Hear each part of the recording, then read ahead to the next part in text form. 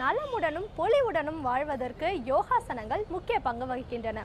யோகாசனங்களை எளிய முறையில் நமக்காக சொல்லித்தர வருகிறார் ஆசன ஆண்டியப்பன் அவர்கள். நிகழ்ச்சியில் முதல் பகுதியாக வரவிருப்பது நலமுடன் வாழ.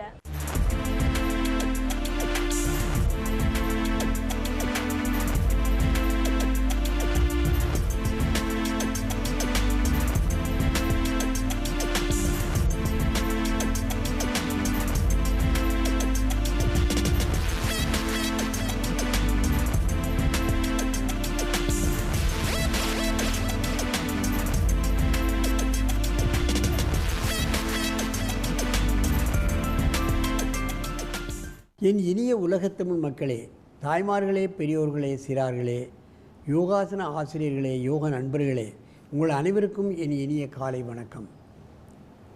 கலைஞர் தொலைக்காட்சி நிகழ்ச்சியில் நலமுடன் வாழ என்னும் பிரிவில் யோகாசனத்திற்கு அதிகாலையிலேயே அதிக முக்கியத்துவம் கொடுத்திருப்பதை நீங்கள் அறிவீர்கள்.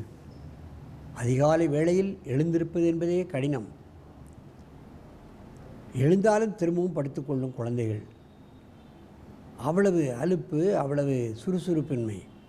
ஆனால் ஆசனம் செய்யக்கூடிய யாராக இருந்தாலும் அதிகாலை 5 மணிக்கு எழுந்து விடுவார்கள், காலக்கணங்களை முடிப்பார்கள், குளித்துவிட்டு ஆசனம் செய்துவிட்டு தான் மற்ற காரியங்களுக்கு செல்வார்கள்.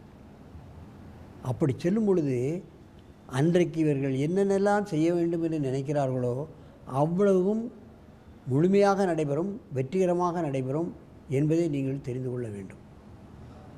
அதுதான் யோகாசனத்தினுடைய ரகசியங்கள். அந்த நிலையில் இன்றைக்கு காஞ்சிபுரம் நாராயணகுரு சேவாசிரமத்திலிருந்து மாணவர்கள் இங்கே வந்திருக்கிறார்கள். அதனுடைய ஆசிரியர் யுவராஜ் பல மாணவர்களை இங்கே கூட்டி வந்திருக்கிறார். இந்த மாணவர்கள் இப்பொழுது பூரண உடல் திருகு ஆசனத்தை செய்ய போகிறார்கள். என் அருமை மாணவர்களே, நீங்கள் முதலாக வலது காலை வைத்து இந்த பூரண உடல் திருகாசனம் ரைட் லெக்கை உபயோகப்படுத்தி செய்ய வேண்டும். மெதுவாக பத்மாசனத்தை கலைத்துவிட்டு பூரண உடல் திருகாசனத்தை செய்யுங்கள்.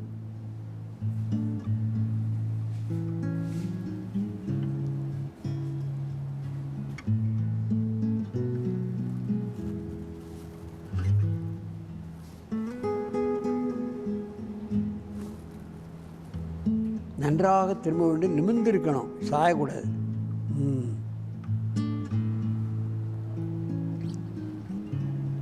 இவ்வளவு நேரம் நாம் பல ஆசனங்களை பல எபிசோடுகளில் பார்த்துருக்கிட்டோம்.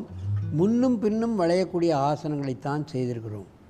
முதுகெலும்பை, இதில் முதுகெலும்பை அப்படியே திருக்கப்படுகிறது. முதுகெலும்பு ஒரு வட்ட வட்டமாக எலும்புகளை அடுக்கித்தான் வைக்கப்பட்டிருக்கிறது. ஒரே கட்டையாக கிடையாது. முன்னும் பின்னும் வளைக்க வேண்டும். அதை திருக திருக நமது வயது தள்ளி போடப்படுகிறது, ஆரோக்கியம் அதிகமாகிறது என்பதை நீங்கள் தெரிந்து கொள்ள வேண்டும். ஏனென்றால் முதுகெலும்பு வழியாகத்தான் மூளையிலிருந்து கீழே இறக்கக்கூடிய 72,000 நாடி நரம்புகளும் கீழே வந்து கால் பகுதிக்கும் செல்கிறது. அந்த முதுகெலும்பை வளைத்து வளைத்து வளைத்து வைத்து கொண்டால் நமது ஆயுள் அதிகரிக்கும், ஆரோக்கியம் அதிகரிக்கும். மெதுவாக இந்த ஆசனத்தை கலையுங்கள். இப்போ இடது காலை நீட்டி இந்த ஆசனத்தை இப்பொழுது செய்ய வேண்டும்.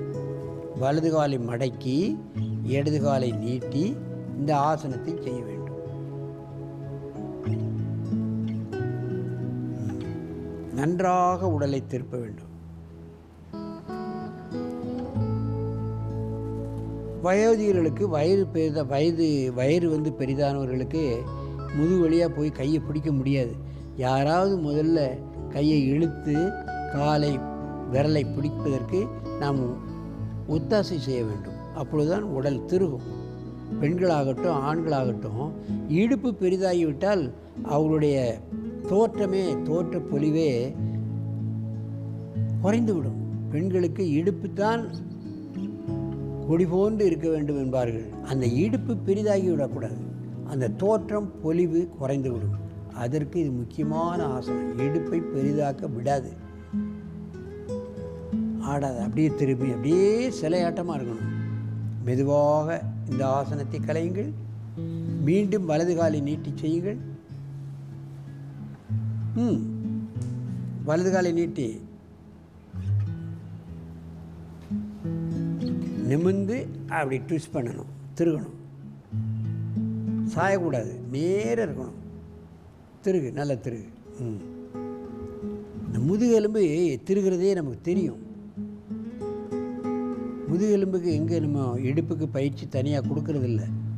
இடுப்புக்கென்றே இந்த ஆசனம் வைக்கப்பட்டிருக்கிறது பாருங்கள்.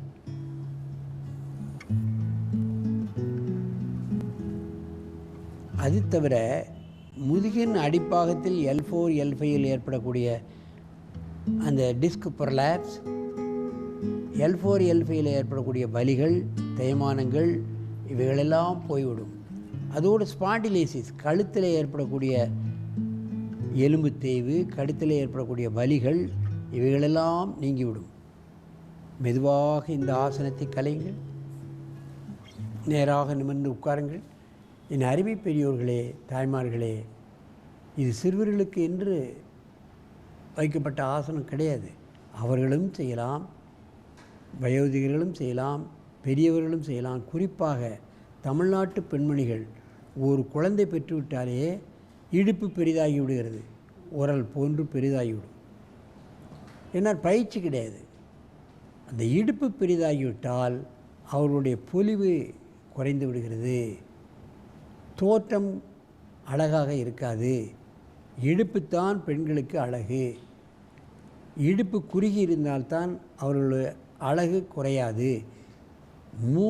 முகத்தில் எத்தனையோ விதமான பயிற்சிகளை அது வார்னிஷ் எல்லாம் பூசி என்னெல்லாமோ முக அழகை மட்டும் அதற்கான நிலையங்களுக்கு சென்று பெருக்கிக் கொள்வார்களே தவிர நமது இடுப்பழகு, பட்டக்ஸ், மார்பு இவைகளெல்லாம் பெரிதாகிவிடக்கூடாது. அதற்கான பயிற்சிகள் இந்த யோகாசனம் மூலமாக கிடைக்கும். குறிப்பாக பெண்கள், ஏன் ஆண்களும் கூட இடுப்பு பெரிதானவர்கள் இருக்கிறார்கள், வயது பெரிதானவர்கள் இருக்கிறார்கள். அவர்கள் எல்லோரும் இதுபோன்ற ஆசனங்களை பழகி தங்களுடைய இடுப்பு சதையை குறைத்து ஆரோக்கியமாக நெடிது இனிது வாழ வேண்டும் என்று கேட்டு உங்களிடமிருந்து விடைபெறுவது ஆசனம் ஆண்டியப்பன். வணக்கம்.